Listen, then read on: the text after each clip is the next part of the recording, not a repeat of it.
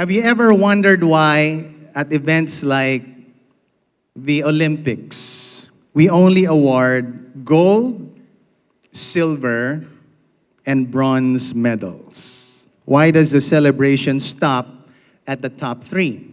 Like in school, specifically in college, it's summa cum laude, magna cum laude, cum laude. What's after cum laude? Small laude. After that, why use with honors instead of continuing with laude? Why don't we extend the ranking?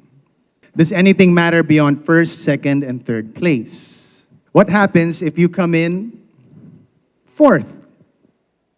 Does it count for anything? What does it mean to be so close to the top, but just outside the podium? These were questions I grappled with when I was starting out in the entertainment and the music industry in 2003. At the beginning of my journey in a televised singing competition, I finished fourth. My name is Bautista, and for the past 21 years, I've had the absolute privilege of spending my days singing with a microphone and entertaining people around the world. Yes, I know 21 years might sound like a long time. Who's 21 years old here? 1, 2, 3. So, siguro baby pa kayo when I started. Maybe you could have brought your moms and aunts along. Sila yung market ko eh. Kidding aside, going back, let me tell you a story about how finishing fourth changed my life. It also became my favorite number because it represents the 4 important lessons I learned along the way. Before shows like X Factor, Idol Philippines, The Voice, The Clash became popular, there was a show called Star in a Million, a television singing contest here in the Philippines that began in 2003. Much like American Idol, this show launched some of the country's most talented singers, including Eric Santos, Sherin Reyes, Marinel Santos, Chris Lawrence, Frenchie D, and more. I was a contestant in season 1, and out of 10 contestants, we were down to the final 4. I didn't think I would get so close to the finals. It was exhilarating for sure. However, on December 27, 2003, semifinals day, I got eliminated. It was a crushing blow for sure, just 1 round away from the grand finals. I found myself questioning every aspect of my performance.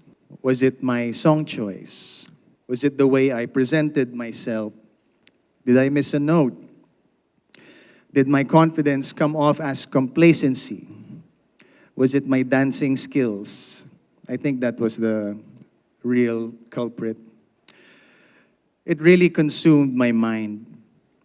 It wasn't until I came to terms with the fact that no matter how much preparation and effort you put in, sometimes things don't go as planned.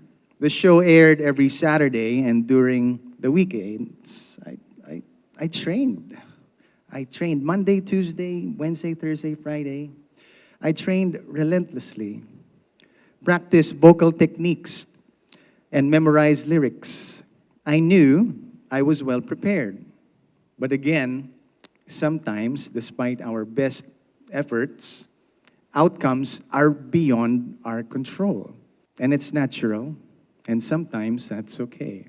But today I want to talk about how that number 4, represents more than just a position. It symbolizes the power of perseverance for me. In reality, very few people remember those rankings over time. Years from now, no one will recall whether you were first place, the winner, or even the last place. What truly matters is how you define yourself beyond those numbers.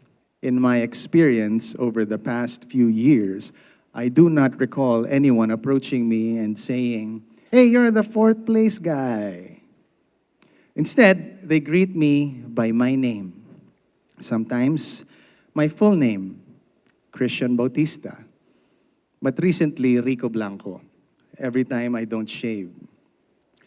Now listen, each one of you here no matter how young or old, has the ability to shape your own story. It's up to you and your actions to make a name for yourself that goes far beyond any ranking. Earlier, I mentioned that 4 became my favorite number. Because of my experience, which I just shared, I finished 4th, but it opened many doors of opportunities for me.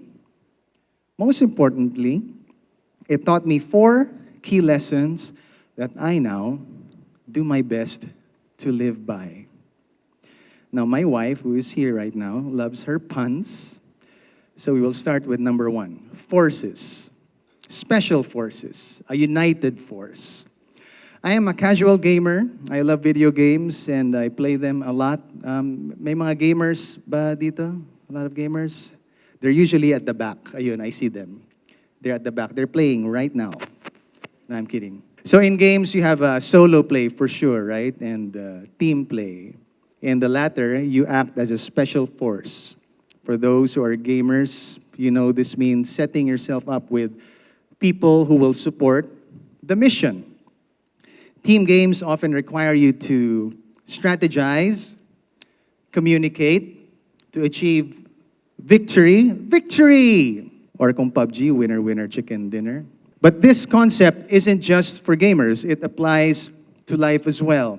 Whether you're in sports, part of the varsity. Sino po ang varsity dito? Meron din ilan? I was table tennis varsity in high school, back in the day. And in college as well. You can apply it to group projects, thesis work when you get to it. Being part of a team highlights the importance of collaboration and friendship, choosing the right partners, and having a strong support system. This is crucial because they're the ones who will help you succeed and push you forward. In my case, as a performer, I often stand alone on stage like this during concerts. However, for a concert to happen, there's a whole team, a whole production team working behind the scenes. There's your director, my management team, the producers and technical crew. Let's give a round of applause for the producing team, the production team nasa likod. They've been helping us all day. Sometimes there's a band as well. I can't put on a concert by myself. I share the spotlight with those who work behind the curtains because no one achieves greatness alone. Building a strong support system is just as important as your own efforts. So after today, please take a moment to thank those who are with you. God, your family, friends, teachers, they are essential to your success. Number 2, fortitude. Fortitude is having the mental resilience to confront challenges and navigate through difficulties. I like that. The mental resilience to confront challenges and navigate through difficulties. While this concept sounds inspiring, it's not always easy to practice. The idea of fortitude can seem scary when you're actually in the midst of hardship. But here's the comforting part. Fortitude isn't just about enduring.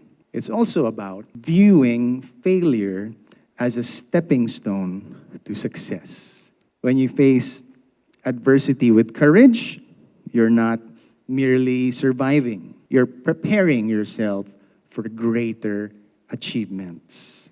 Have you ever heard of Kobe Bryant? Kobe Bryant? Anyone? Kobe Bryant? Okay, thank you. There's always this one guy sa likod. I appreciate you. His mentality with the 4th place trophy. It's a wonderful story. He shared this story in an interview. His kids had played basketball and finished in 4th place. As they were getting ready to leave, Kobe insisted they stay for the awarding ceremony. What ceremony? His kids asked. Well, you guys are getting 4th place trophies. What? That exists? His kids were so disappointed and devastated. We don't want a 4th place trophy. Kobe left a response. Kobe's response left a lasting impression on me. He said, "Get the fourth place trophy. You go home, you put up the fourth place trophy right where you can see it. And when you wake up in the morning, you look at the trophy and you remind yourself of what you'll never win again." That, my friends, is an example of fortitude. It's not about the place you finished. It's about how you view it afterward. It's about turning what seems like a loss into a powerful motivator and navigating through it with resilience. Number 3 is foresight. In a fast-paced world, especially now, given the technology advances, it's easy to focus purely on the present and the immediate futures. But if we only focus on the immediate and neglect the long term, it can lead to big risks and possible failure. Benjamin Franklin nailed it, as adapted by Taylor Swift in her lyrics for Mastermind, with this quote: if you fail to plan, you plan to fail. If you fail to plan, you plan to fail. Foresight isn't just about daydreaming about the future. It's about making smart choices today that will shape tomorrow. So when you think about your final exams, you don't just show up and hope for a perfect score, right? You prepare by allocating time for each subject, using different study methods, staying organized. So here's how I think you can break it down. Anticipation, right? Start by spotting what's coming your way. Imagine anticipating the kind of questions you might face on your final exams or college entrance exams. It's exciting. Recognizing these future possibilities gives you a head start. Next is planning, of course. Develop a game plan, just like you'd create a study schedule to tackle each subject before the exams. Finally, take action. This means putting your plans into motion, whether it's reviewing for tests or practicing a new skill. That is foresight in action. Number 4, here's a tough one: forgive. When I was announced as the 4th place finisher, when I was eliminated from the competition, my initial reaction was self-doubt, comparison. I found myself thinking, maybe this isn't for me. Maybe I'm not as good as a singer as I thought. Or the usual, maybe they're better than I am. Yet after the competition, somehow my career took off in ways I had not imagined.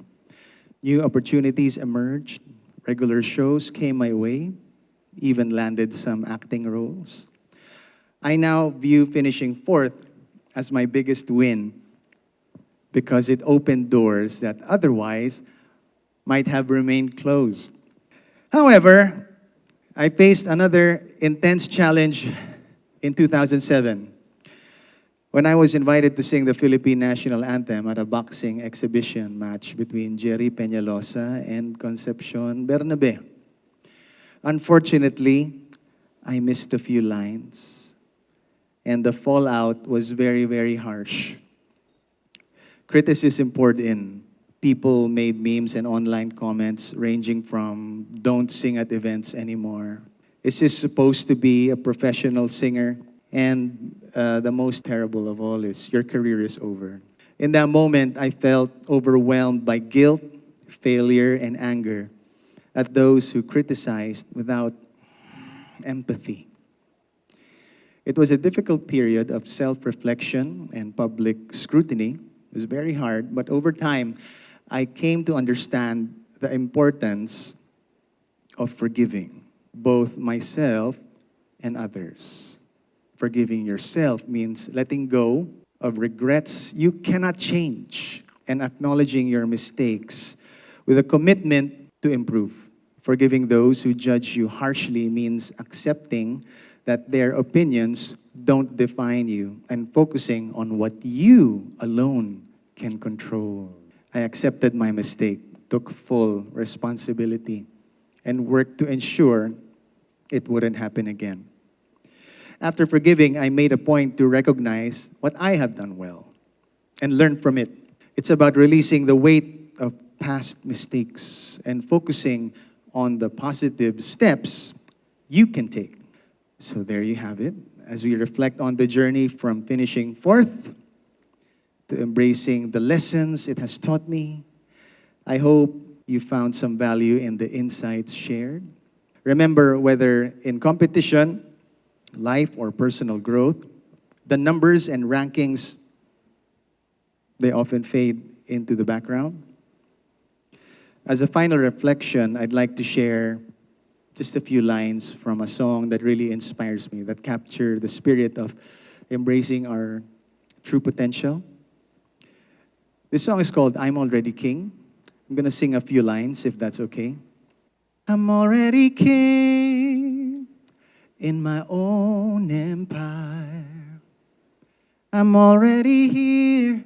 I've already reached my desires. Ooh, no one can take my dreams away. And I'm flying through the night. And I'm flying to the sky. And go higher and higher again. And go higher and higher again. I'm already king in my own empire. I'm already here. I've already reached my desires. 'Cause I'm with you. Thank you very much, and God bless you.